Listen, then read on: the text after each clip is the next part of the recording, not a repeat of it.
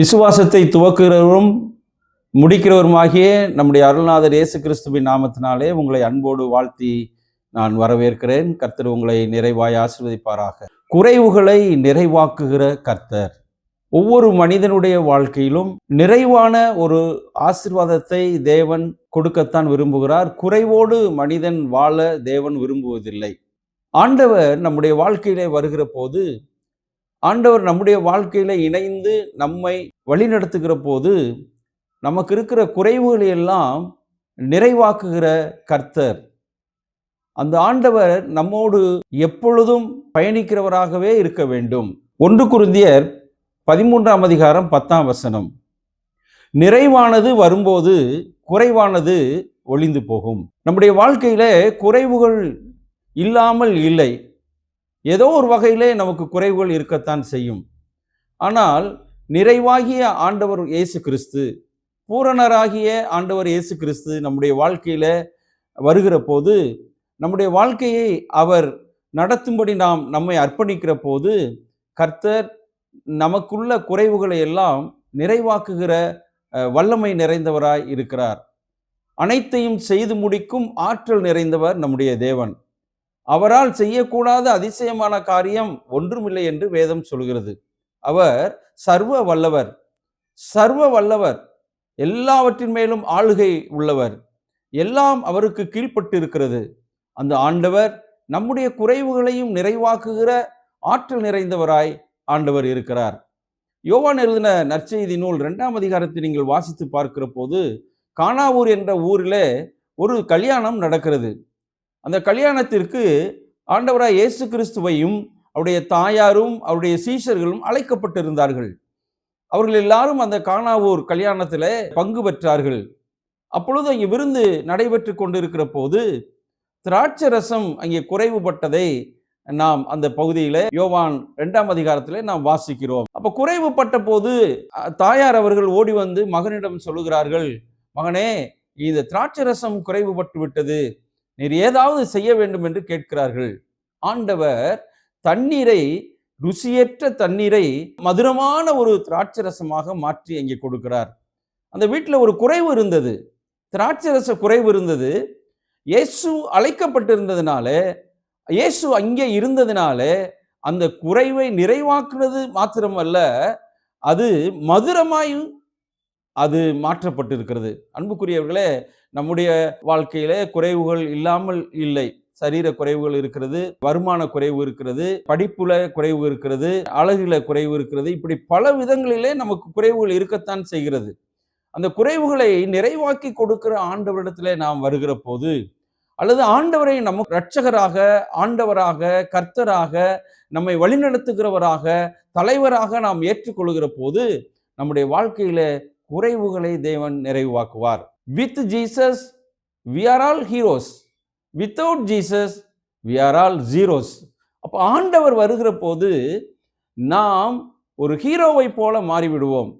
ஆண்டவர் வருகிற போது நாம் குறைவில்லாதவர்களாய், நிறைவுள்ளவர்களாய் நாம் மாறிப்போவோம். ரூத்துவை குறித்து நாம் இந்த ரூத் புத்தகத்தில் வாசிக்கிற போது, நான் மோவாப் தேசத்திற்கு நிறைவுள்ளவளாய் போனேன், இப்பொழுதும் நான் குறைவோடு வந்திருக்கிறேன் என்று சொல்கிறார்கள். ஒரு மனிதனுடைய வாழ்க்கையில நிறைவும் குறைவும் இணைந்து வரும். அப்ப நம்ம ஆண்டவருடைய பிள்ளைகளுடைய வாழ்க்கையில குறைவுகள் இருக்கும்போது ஏசப்பாட்ட நம்ம சொல்லணும், ஆண்டவரே, இந்த குறைவுகள் இருக்கிறது, எனக்கு இந்த குறை இருக்கிறது, இந்த குறையை நீங்கள் நீக்க வேண்டும் என்று நாம் ஆண்டவரிடத்தில் கேட்கும்போது, ஆண்டவர் அந்த குறைவை நீக்க வல்லவராய் இருக்கிறார். அவர் அனைத்தையும் செய்து முடிக்கும் ஆற்றல் நிறைந்த அந்த ஆண்டவராய் இருக்கிறார். அவரை நாம் இரட்சகராக ஏற்றுக்கொள்கிற போது தேவன் நம்முடைய குறைவுகளை நீக்க வல்லவராய் இருக்கிறார். இன்னும் ஒரு சம்பவத்தை நாம் வேதத்திலிருந்து நாம் வாசிக்கிறோம். 2 ராஜாக்களின் புஸ்தகம் 4ஆம் அதிகாரம் 8ஆம் வசனத்திலிருந்து நீங்கள் வாசிக்கிற போது, அங்கே ஒரு நல்ல சம்பவம் கொடுக்கப்பட்டிருக்கிறது. சூனேம் ஊரிலே ஒரு பெண்மணி இருக்கிறார்கள். அவங்க கனம் பொருந்திய ஒரு பெண்மணி என்று வேதம் சொல்கிறது. நல்ல வெல்தி விமன், நல்ல வசதியானவர்கள், ஒரு மதிப்பிற்குரிய ஒரு பெண்மணி.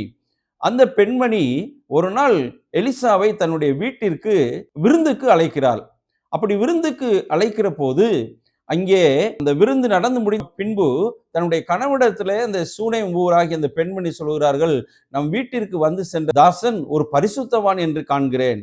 ஆகையினாலே இவருக்கு நம்முடைய வீட்டின் மாடியிலே ஒரு அறையை கட்டி அதிலே கட்டில், மெத்தை, நாற்காலி, மேஜை, குத்துவிளக்கு எல்லாவற்றையும் நாம் வைப்போம். அவர் இங்கு வரும்போதெல்லாம் வந்து தங்கட்டும் என்று சொல்லி அவ்விதமாகவே ஆயத்தம் பண்ணி எலிசாவுக்கு மேல் வீட்டறையில வீட்டை கட்டி அவர்கள் கொடுத்தார்கள். அவர் வரும்போதெல்லாம் அந்த அறையிலே தங்குவார். அப்பொழுது ஒரு நாள் கேயாசியை கூப்பிடுகிறார். தன்னுடைய வேலைக்காரனாகிய கேயாசி எலிசா கூப்பிட்டு, நமக்கு இவ்வளவு உபசரிப்பு செய்கிறாள் இந்த பெண்மணி, ஏதாவது குறை இருக்கிறதா என்று கேள் என்று சொல்லி அழைத்து வர சொல்லுகிறார்.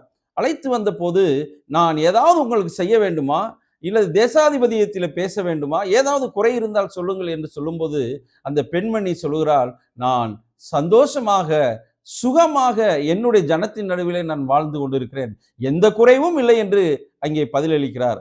அப்பொழுது கேயாசி கூப்பிட்டு என்னப்பா என்று கேட்கிற போது கேயாசி சொல்லுகிறான், அவளுக்கு குழந்தை இல்லை என்று சொல்லி. உடனே எலிசா சொல்கிறான், உனக்கு ஒரு குழந்தை பிறக்கும், சரியான நேரத்தில் ஒரு குழந்தையை பெற்றெடுப்பாய் என்று சொல்கிறான். அதை போலவே ஒரு ஆண் மகனை அவள் பெற்றெடுக்கிறாள். அன்புக்குரியவர்களே, எவ்வளவு வசதி இருந்தாலும், எவ்வளவு நமக்கு ஆஸ்தி இருந்தாலும், எவ்வளவு சந்தோஷம் இருந்தாலும் ஒவ்வொருக்கும் ஒரு குறை இருக்கிறது. அந்த சூனேம் பெண்மணிக்கு குறை இருந்தது. ஆனால் அந்த குறை அந்த எலிசா தீர்க்கன் மூலமாக தேவன் நீக்கி வைத்ததை நாம் பார்க்கிறோம். அன்புக்குரியவர்களே, நம்முடைய வாழ்க்கையில குறைவுகள் இருக்கிறது. சரீரத்திலே நோய்வாய்ப்பட்டு இருக்கிறோம், வருமானத்தில் குறைவுகள் இருக்கிறது, சரியான படிப்பு இல்லை, சரியான வேலை இல்லை, நமக்கு எவ்வளவு செலவழித்தாலும் நோய் தீராத நோய்கள் இருக்கிறது. இப்படி பலவித குறைகள் இருக்கிறது.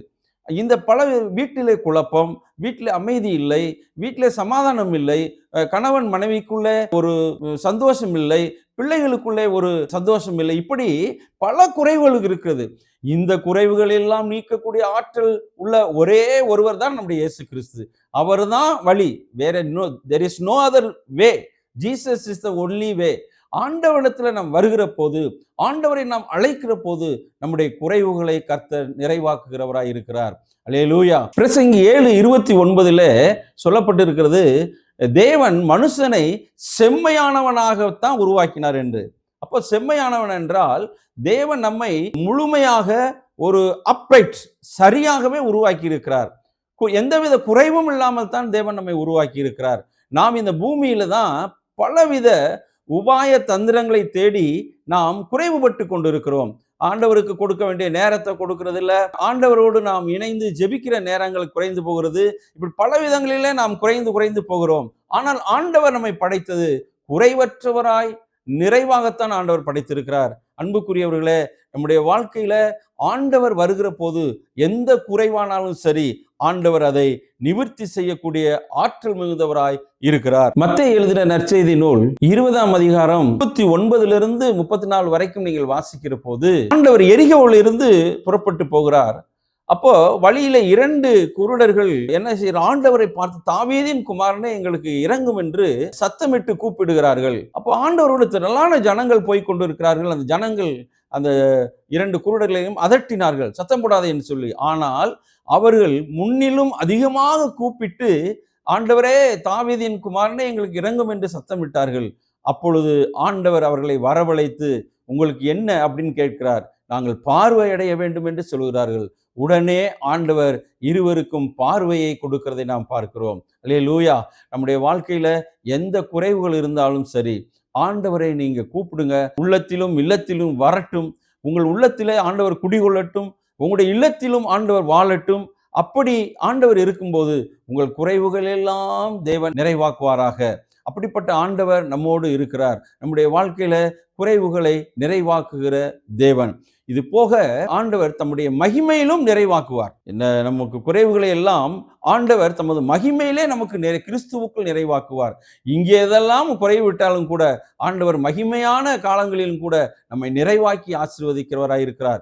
இம்மையிலும் மாத்திரமல்ல, மறுமையிலும் நம்மை பரிபூர்ணமாய் நிறைவாக்கி ஆசீர்வதிக்கிறவராய் தேவன் நமக்கு இருக்கிறார். ஆகையினாலே நம் ஆண்டவரை நோக்கி நாம் கூப்பிடுவோம், ஆண்டவரை நம்முடைய உள்ளத்திலே அழைப்போம், இரட்சகராக ஏற்றுக்கொள்வோம். நம்முடைய குறைவுகள் எல்லாம் நீங்கிவிடும். அவர் அனைத்தையும் செய்து முடிக்கும் ஆற்றல் நிறைந்தவர். அந்த ஆற்றல் மிகுந்த ஆண்டவரால் செய்யக்கூடாத அதிசயமான காரியம் ஒன்றுமில்லை. உங்களுடைய வாழ்க்கையிலே அப்படிப்பட்ட குறைவுகள் இருந்தாலும் கூட தேவன் உங்களை நிறைவாக்கி ஆசீர்வதிப்பார். கர்த்தர் உங்களை நிறைவாய் ஆசீர்வதிப்பாராக. ஆமென்.